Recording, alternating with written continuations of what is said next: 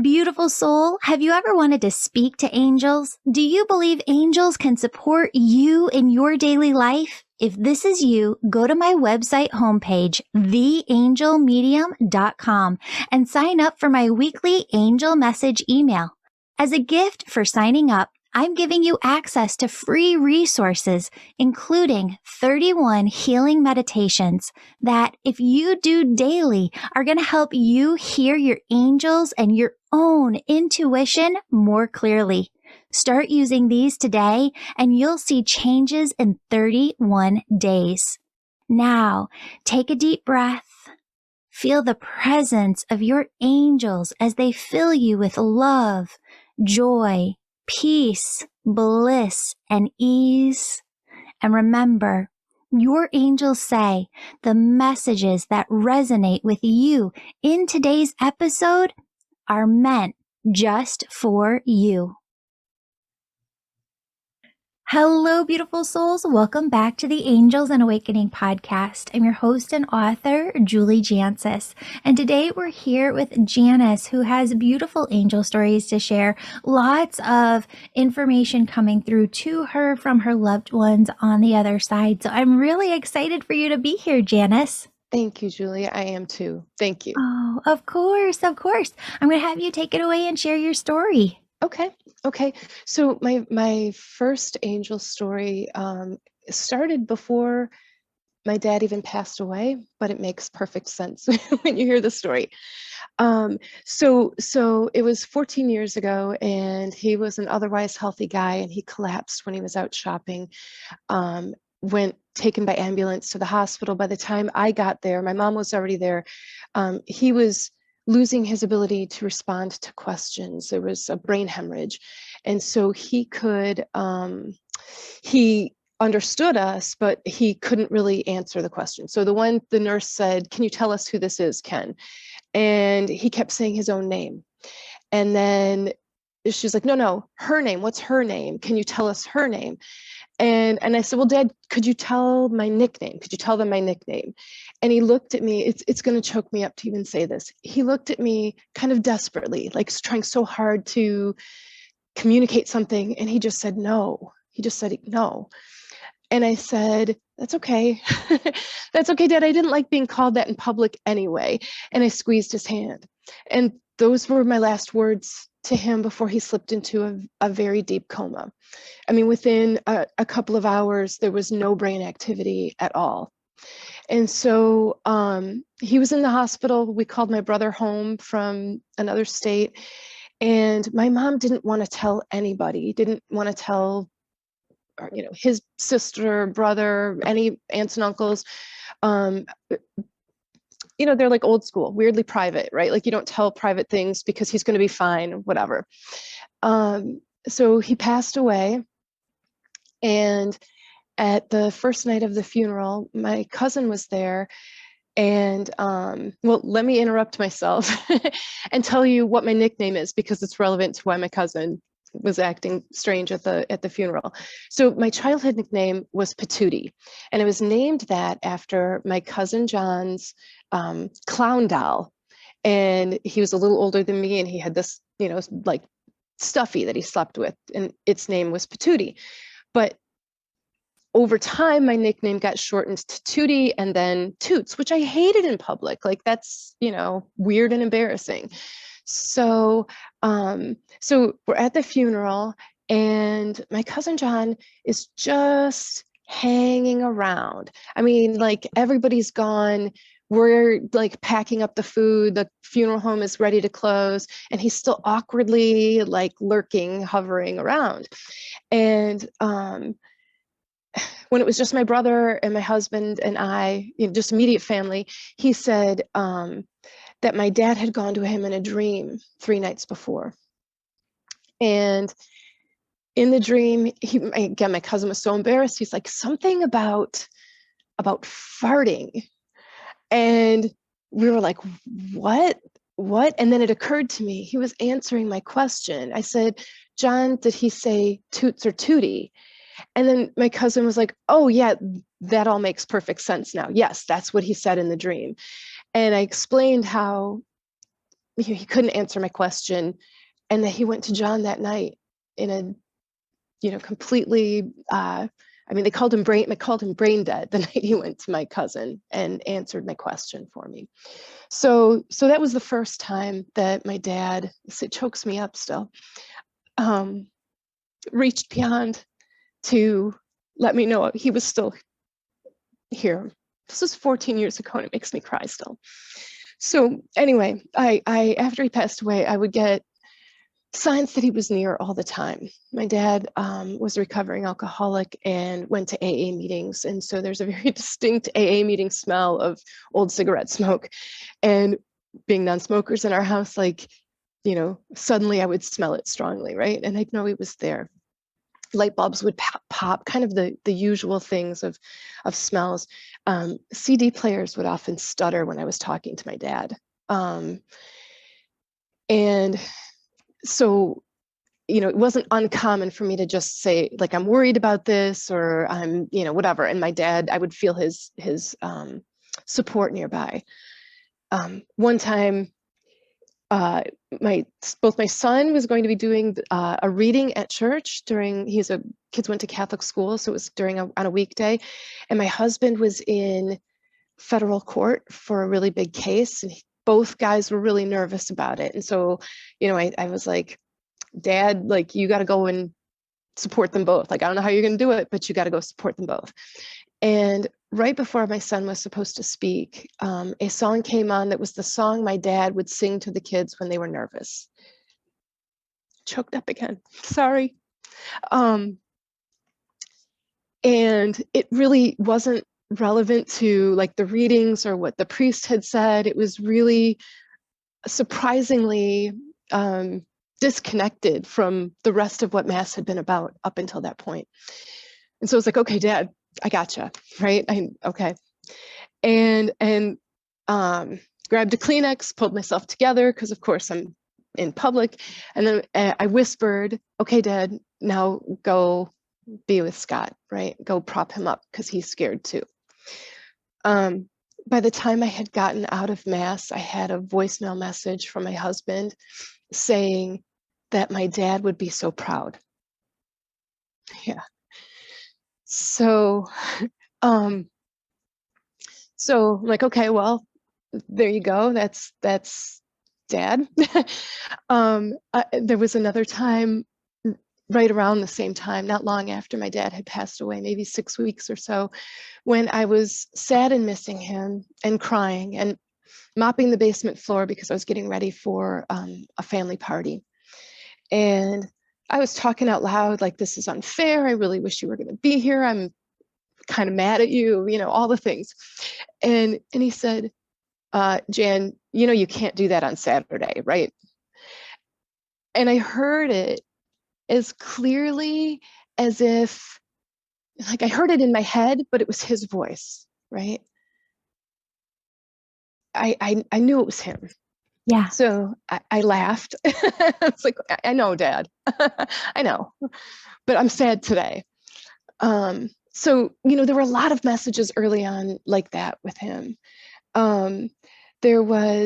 So red-tailed hawks were his favorite bird, and we, of course, noticed them a lot after he passed away. And one of the things we were doing not long after he passed was we were looking at buying a cabin in northwestern Michigan. And I was nervous about the decision. It's a big decision.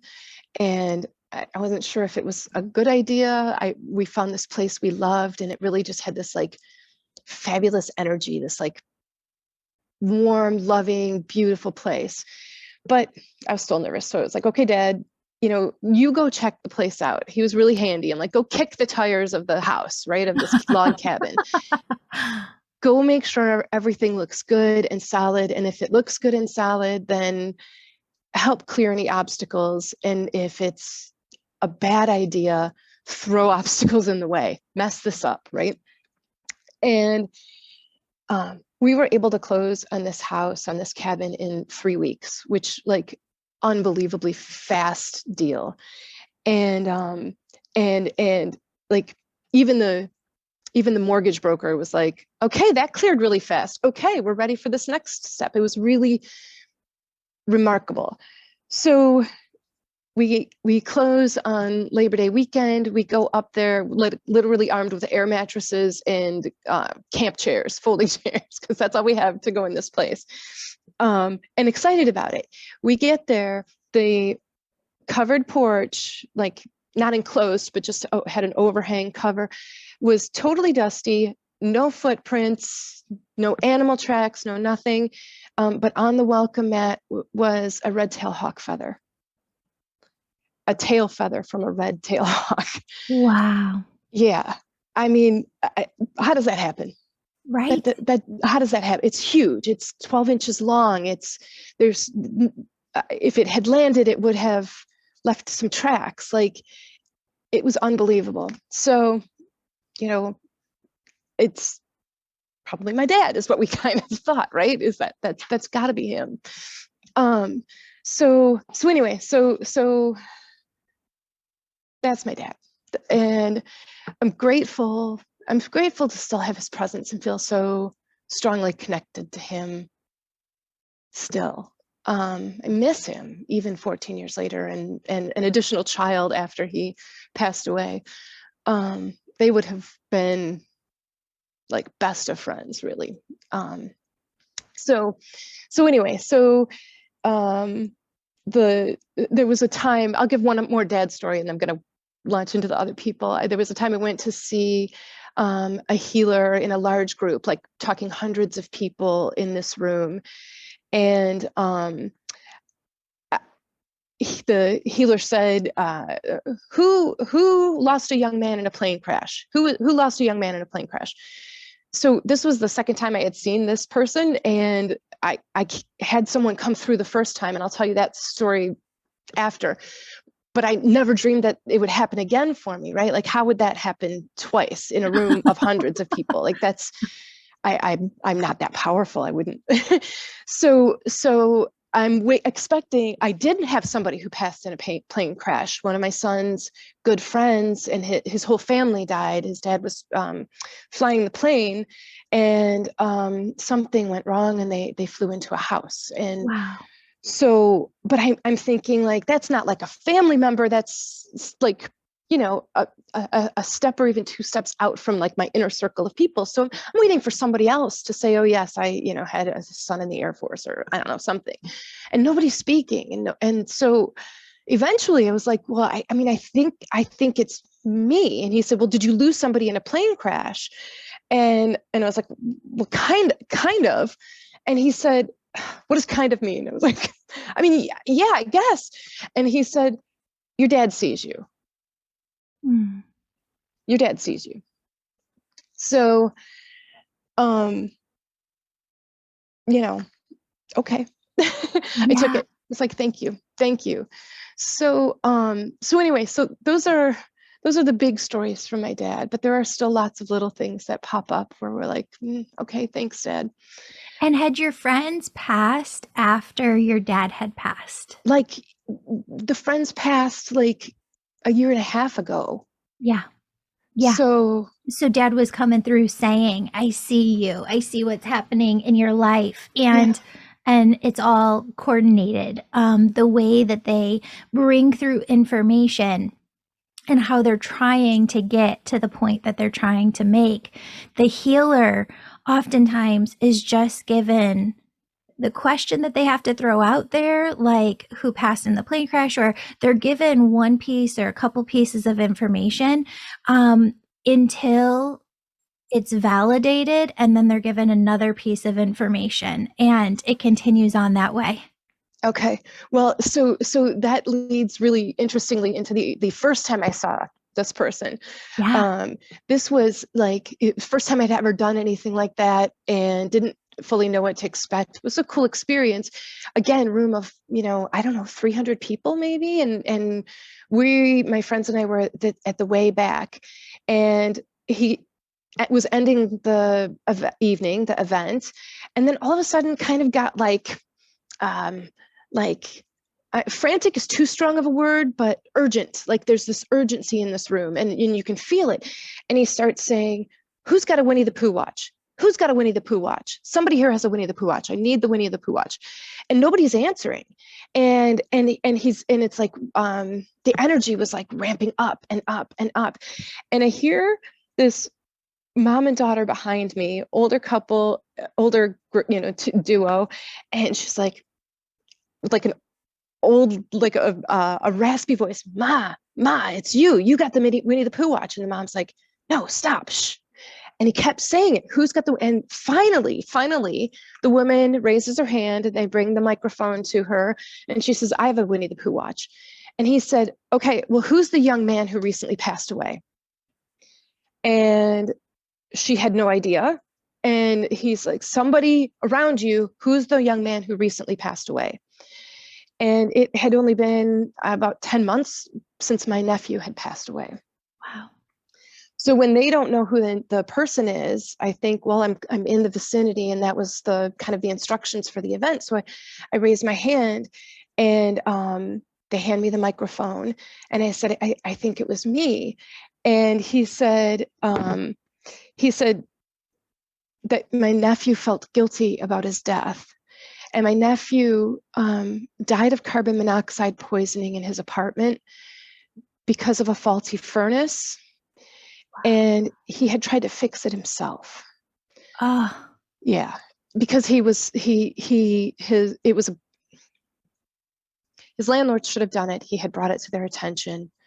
They didn't fix it. And he died of carbon monoxide poisoning probably within just a few minutes. It was so strong in his apartment. Wow.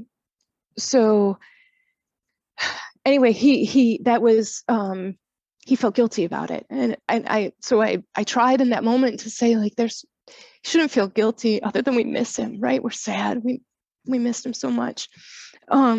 He acknowledged that his sister, so the healer said, somebody just graduated with a degree in healthcare, and his sister had just graduated with her master's in epidemiology. He commented on the new job that he knew about her new job.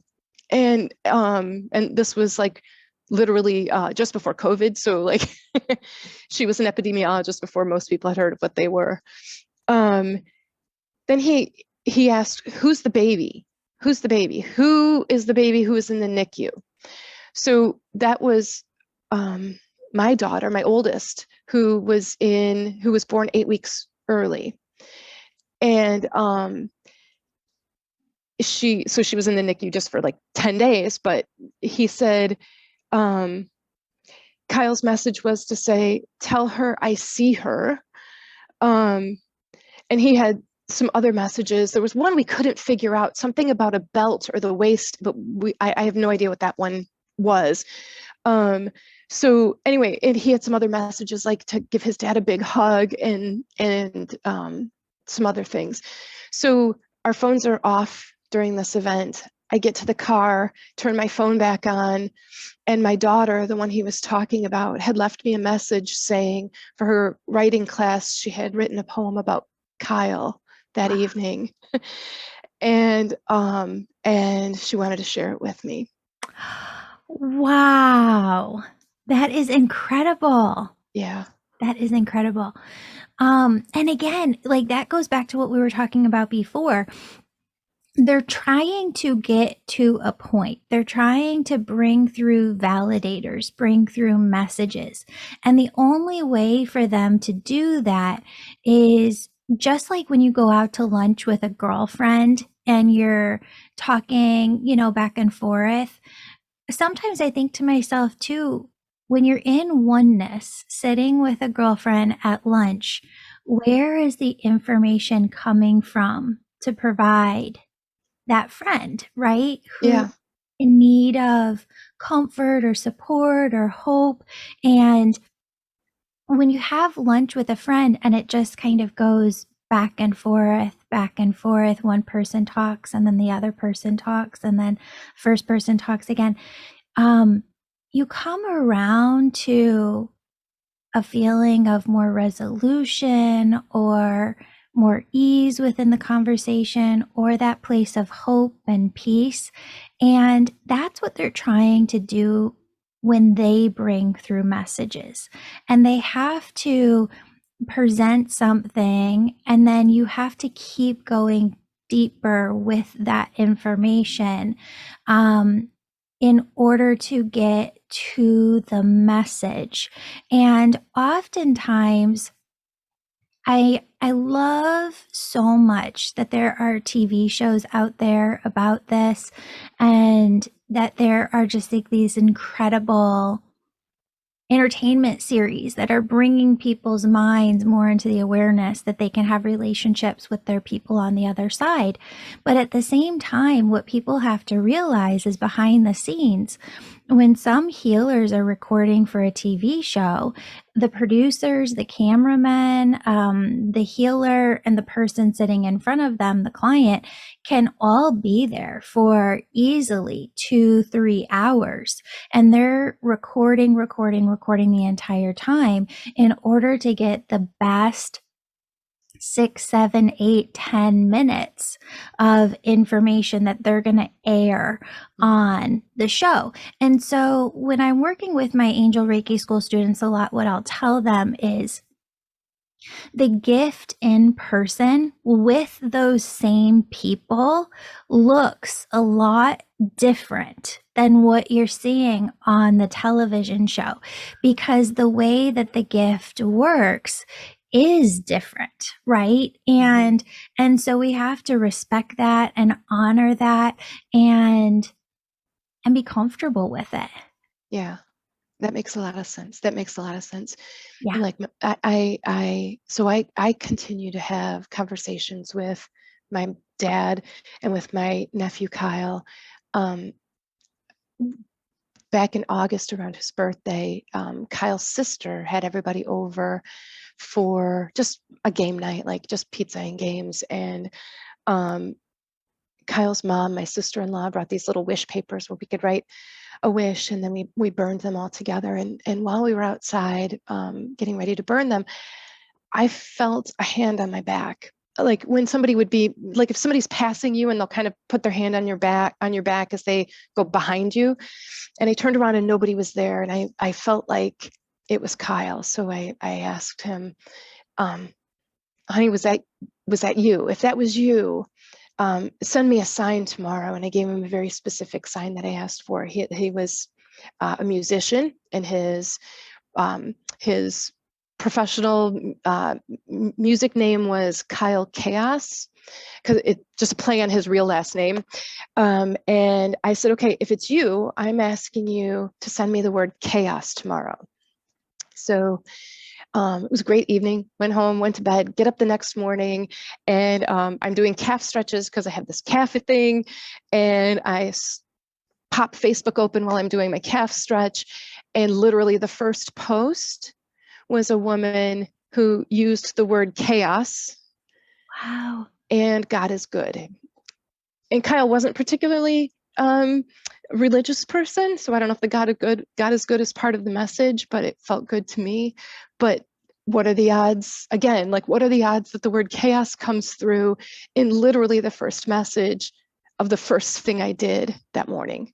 Well, and I love that it says God is good after it. Like that, where would you ever see something that says the words chaos and then Yeah. God is And good then God is afterwards? good. Right. Right. Yes, But my nephew had a good sense of humor, so he probably had fun with that one, is my guess. that is incredible. Yeah. That's incredible. I Yeah. love these stories. I love these stories so much. And you know what I've been learning, Janice, is I didn't realize, like we've been running these stories for 4 years now and doing a new angel story every Thursday. It's part of the grief process for many of us, seeing these signs, getting these signs. And there are other people around us who could poo-poo them and be like, oh, it's just a coincidence. Oh, it's just serendipitous or synchronicity. But it's not. It's It is so them coming through from the other side. And One of the other things the angels are saying to bring through as a message to everybody here listening is, when my dad passed away, I remember going out. He had several different wives, and all of them had a different memorial. And so I went to the one that I felt most comfortable at, and it was outside in nature, just as he would have loved. And I said, Dad, it would be really great for you to like come strolling through, like as a deer or something right now.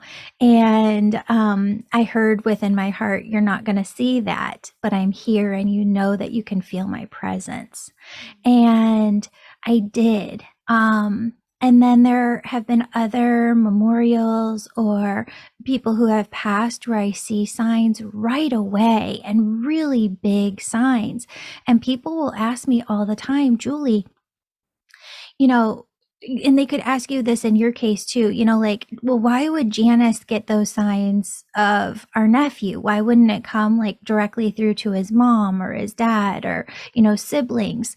And oftentimes it's related to the closeness our souls have to one another. And also the amount of grief that we're in at that moment. And when you lose someone who is so close to you and you are just in these huge waves of grief where you feel, unless you've gone through it and experienced the passing of somebody very, very close, you don't know what it's like, because it feels like you got punched in the stomach. It feels like your body does not operate the same. It feels like you're underwater. Your brain is not working the same. You just cannot function the same way. And, the really horrible thing about this is you don't have control over how long that lasts. It's not like you could just pick yourself back up and just be like, okay, well, I got to get back to work. I remember in my early 20s being at work and loving and adoring this woman who was a couple, maybe decades older than I was. And she woke up one day when I was working there and her husband had passed away in his sleep right next to her. And it was like 3 weeks later, and the higher ups at this business were like, why isn't she back? Like, why isn't she? And I was like, what do you mean? How does somebody just come right back from a loss and your body just shuts down in a way? Yeah. And so when people ask all the time, well, why does somebody get this sign and somebody not? There's two real keys here. Some people believe 111% that they're going to get that sign, and scientists have proven that the more that you believe you're going to get those signs, they come to you. Those who don't believe don't get them. And then the other thing is the amount of energetic duress your body is under at that time. And that's those huge waves of grief energy. And what a lot of people find that I've worked with over the years is as their body comes out of that grief energy and their mind comes out of those big waves, that's when they start to get the dreams, the visitation dreams, the signs, and they're really seeing tons more. It has nothing to do with, oh, this person on the other side loves so-and-so more. It's just who they're able energetically to come through to. And if your nephew knew, oh my goodness, I can come through to Aunt Janice, and Aunt Janice is going to get this message to everybody out in the family, that's huge. Yeah. I do think like with my cousin John, he is somebody who gets messages from people on the other side, and enough to wake him up out of a deep sleep at times, and so it's not surprising that he would have been the one. I think, and I don't know, I would love your thought about this, but I also think that my dad was a very strong, um, a strong soul, I would say, strong. And so if there's somebody who could, in a deep, deep coma, get up and send a message to somebody, he's the guy who would do that, right? He's just the guy who would have been like, well, you can't tell me not to, kind of, right? So, Yes. um, Yeah. so Yeah. I think that has played a role. So do you think then, um, is strong emotion like grief a blocker kind of toward being open to signals from the other side, or is it a conduit? Does it block it or does it carry it? I think both and differently in different people. I think it's definitely related to your relationship with the person, how close you were to the person. And there's so many different factors. Spirit just said the way that the person passed can be, if you lost somebody immediately in a tragic way and you weren't expecting to lose that person, that can be a force. And and it's really a disruptor within your own brain and your own body's vibration that you really don't have control over. Um, you don't have control over, when your kid goes to preschool and they're bringing home all these different germs and you get sick. And then you don't have control over your body when your body is just trying to fight this illness and get it out of your system. Yeah, Your body goes through something when you go through grief where you just don't feel like yourself. yeah, yeah. That makes sense. That makes sense. Um, so I have a couple other little ones. Yeah. If Yeah. you're I love okay. it. So this one is little. So it kind of relates to what you were saying about getting messages or not getting messages. My mom passed away almost 4 years ago now, 3.5 years ago, and as much as I got messages from my dad, I never got messages from my mom. I didn't have the smells. I didn't have any of the things that I experienced. And I kind of expected, I was close with my mom, but I expected to see or hear something. And so as I have been listening to your podcasts and trying to play with this a little bit more and cultivate it, I was like, okay, you know what, Mom? Like, let send me a sign. Maybe I'm missing things from you. Maybe you're sending me things, but I don't know what you're sending. Because I will I will say that it would be like my mom, to do the thing that like nobody anticipated. Yeah. Like, if you asked her to do X, she would do Y, Z, and two things that didn't help. And you'd be like, well, that's not what I asked you for. Anyway, so I said daisies were her favorite flower. And so I was like, okay, Mom, sometime this week, send me daisies. Show me some daisies that I can't miss in any other way.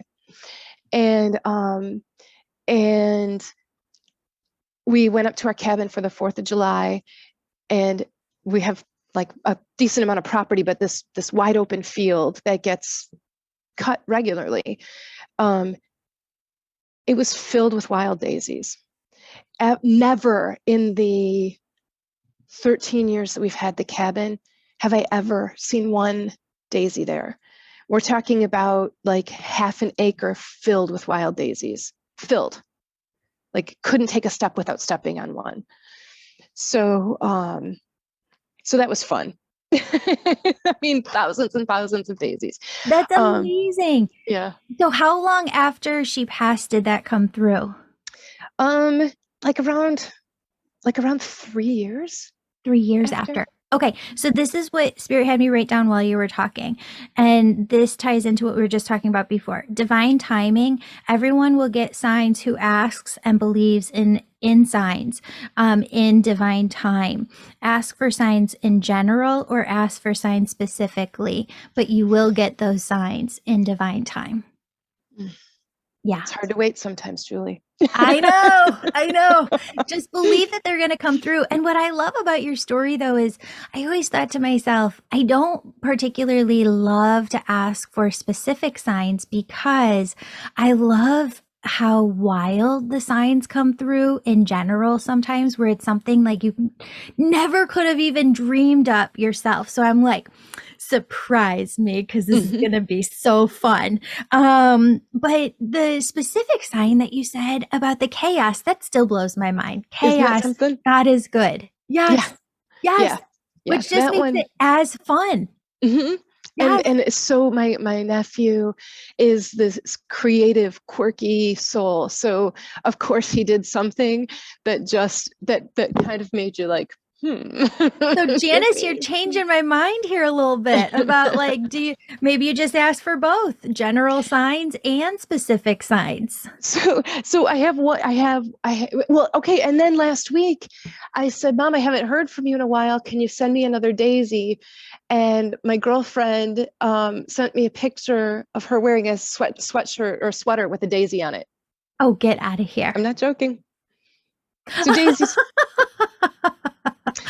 And so my last big sign um, from a relative, and then I have one other quick story too. I hope I'm not going too long, but my No, you're last one, good. okay, was from my grandma, and it was my dad's mom. She died when I was 8 years old, and when we were little, if my parents would go away, we would stay with my grandma. She didn't have a lot of money. She didn't have a lot of things. There were a couple of things that always like made me think of her. And one was playing bunco or Yahtzee. That's one of the things we would do when we visit her. And I was like, okay, grandma, like I'm just playing with this, right? Like I'm seeing what I can connect, who I can connect with, and I'm trying to learn to hear and read the messages that are not the word chaos, right? Or I'm trying to learn to hear them when it's indirect. But as a way of playing with this, I was like, okay, grandma, send me dice in some form. That seems pretty random and out there for a, middle-aged woman. Like, who's gonna send me dice, right? And and it was like literally the only thing I could kind of think of that was like a connector to her. So anyway, uh, next day, I get a text message that says, well, you roll the dice. And it was not something like I asked if this was from a cousin on the other side of the family. And I was like, what? Like, what made you say that? Like, it was, and she's like, yeah, I don't know. I don't even use that phrase. Like, that's not really a phrase I use. Well, okay. So anyway, so that was my grandma. That's my grandma's story. That is brilliant. That's Yeah. amazing. I That's do amazing. feel like I feel like I have this army of family who I feel their support, like I feel their presence in my life, and I still feel close to them. Like I feel like I can count on them to just be present with me if I'm worried or sad, or I tell them the good stuff too, right? Like if something fun or good happens, like I tell them as if, I don't know, as if we were sitting down for coffee. And um, I'm trying to apply this to being of Catholic tradition, my guardian angel or spirit guide. Like I'm trying to connect with that person, and I'm not having anything really come back too much yet on that, but I'm going to keep trying to cultivate it. Yeah. Well, and what your spirit team just said to you is like close your eyes and go deeper with that. When it comes to you knowing and having faith in that you are supported by this huge team of your loved ones on the other side, what energy does that bring you in your everyday life? What benefits does that bring you in your everyday life? Brings me strength and comfort. Mm-hmm. Yeah. An ability to maybe even take some risks and take some steps with even more confidence, knowing that you're being led and being guided through the GPS system within of your own internal intuition, alignment, flow that you feel. And it's beautiful. That's so beautiful, Janice. I've loved talking with you today. Thank you so much for being here and Thank you. sharing all of your stories. I know it's going to provide a lot of hope to a lot of people. I hope so. Thank you so much for the work that you do, Julie. Thank you so much, Janice. You're wonderful, and you feel like an old friend. Like listening to you, it's funny. I'm so glad that you have my face now because you feel like an old friend. Thank you. Oh, thank you. That means so much to me. I feel so blessed to get to do this work every day, and thank God every day. To everybody listening, it's not scary to come do these, right, Janice? No, it's really, it's not scary. It's not. It's just a conversation. Yeah, we just get to have a conversation and flow with one another. We are looking for your angel stories. If you'd like to come on the show and share them here, we would absolutely love to have you. You can go on the website, theangelmedium.com, and share your angel story with us today. Thank you so much, everybody, for being here. Bye-bye. Thank you. Bye. Thank you so much. Beautiful soul, thank you so much for joining me today. My name's Julie. You know I'm all about connecting you with messages from your angels and loved ones on the other side. If you've been listening today and you're super excited and just have to know which angels are around you right now, who's connecting with you, and what messages they have for you, go to theangelmedium.com. Register for a session. You can do a reading with me or a member of my team, and we can help you in making sure that your angels are doing the very best they can to support you and guide you to your best life. If this sounds like you, virtual sessions, they're only offered on my website. Sign up today. And if you're the person who's really excited, you can sign up for my Angel Reiki School to become a certified angel messenger. That's for the healers among us who feel called to grow their intuition to the max and serve humanity with their gifts. You'll learn Reiki, mediumship, how to deliver angel messages, and how to get clients. That's the Angel Reiki School at theangelmedium.com or DM me on Instagram at Angel Podcast with any questions. Before you go, connect with your angels by placing your hands on your heart. Take a deep breath. Imagine a doorway filled with God's unconditional love is right in front of you. Step into that love and feel it as it fills your body, chakras, and auric field. Now ask your angels, what would you have me know today? And open yourself to the positive, loving messages they have just for you.